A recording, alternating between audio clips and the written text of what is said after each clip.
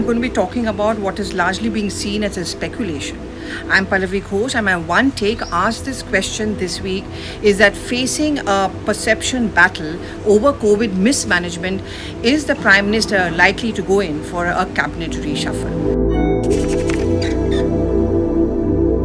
I remember during UPA 1 and UPA 2 times, especially UPA 2, as their TRP started dipping, he tried to go in for an image makeover. And therefore, it became a running joke that if nothing else is working, let's do a quick reshuffle. And that's exactly what Dr. Manmohan Singh would do. Just juggling around some of the cards, some of the names, getting in people who no one possibly had heard of. Very seldom poor performers were actually eased out. And that was a criticism of the cabinet reshuffle, that it is one which makes no sense at all. But why are you doing it? Well, as they said, and someone close to the Prime Minister's office at that point of time told me, at least you people are talking about it, and this can be a distraction. And also a hope that if you bring in some new faces, there is a possibility that there can be a last minute damage control which takes place. But the thing over here is that Prime Minister Narendra Modi is completely different. He doesn't go in for a cabinet reshuffle unless it is really required. Now, in the last 2 years of this tenure of this government, there has been no cabinet reshuffle, despite the fact that there is a need perhaps for it. Now, if you look at it, there are several vacancies which need to be filled up. There are political nuances also which need to be addressed. For example, the Akalis have gone away, but Punjab elections are around the corner. How will that compensation be done? Who is the big Punjabi or Sikh face or a farmer face, a pro-farmer face who can, of course, be brought in? Now look at Assam, for example. In a complete change of chief ministership, Sonowal has been replaced by Himanta Biswa Sarma. Will Sonowal then be rewarded and be brought to the center? Do you need an Assamese face right over here at the center? The man who was in a sense successful, or the man behind that coup in Madhya Pradesh, Jyotiraditya Scindia, younger, relatively savvy, someone who has a lot of administrative experience because he's been a minister in UPA 1 as well as UPA 2, and I guess this government could do with someone like him. He is likely also to be ushered in, at least their talk is about that. Also, when you're in the midterm and you are moving slowly towards Lok Sabha elections, you want to start having faces which make that difference, that face which may be low profile but which bring hope, which remove the baggage. The fact is that in this government, where are the baggage areas? The biggest one, of course, is as far as COVID mismanagement is concerned. Now, Dr. Harshvardhan is an expertise in his area, but he has been facing a lot of criticism, largely because he's been making statements or sound bites which many feel have not really been up to the mark, which have not really addressed the concerns of the people, and therefore it has actually boomeranged. And maybe that's the reason why he needs to be done away with. That's one possibility which the government is also looking at. Also, perhaps when you want to start bringing in technocrats, whether it's in the finance area, whether it comes into more and more investments, because that's also what the government is looking at. That's also one area which is perhaps the government want to consider. You get people who are known in their fields, who are known worldwide.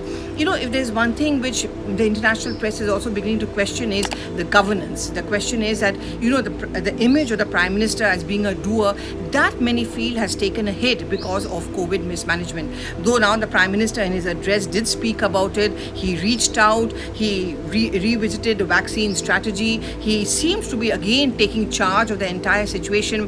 साथियों, आज ये निर्णय लिया गया है कि राज्यों के पास वैक्सीनेशन से जुड़ा जो 25% काम था, उसकी जिम्मेदारी भी भारत सरकार उठाएगी. But will that be enough? Because a good leader also requires a good team.